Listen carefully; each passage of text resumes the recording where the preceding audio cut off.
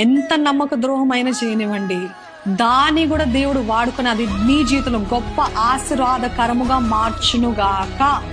Amen. ఆయన మారుస్తాడండి. ఏ కీడునైనా మేలుగా మార్చే దేవుడు.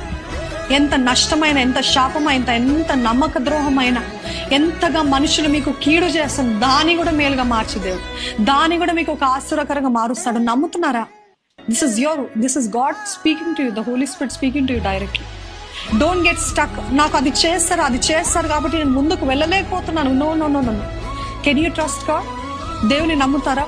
నేను ఈ బ్రోకెన్ పీసెస్, ఈ విరిగిన పాత్ర, ఈ పగిలిపోయిన నా జీవితము ఆ దేవుని చేతిలో నేను అప్పచెప్తే ఆయన తిరిగి కట్టి సుందరముగా, సౌందర్యముగా మార్చి నన్ను గొప్పగా వాడుకుంటాడు అనే విశ్వాసం ఉందా?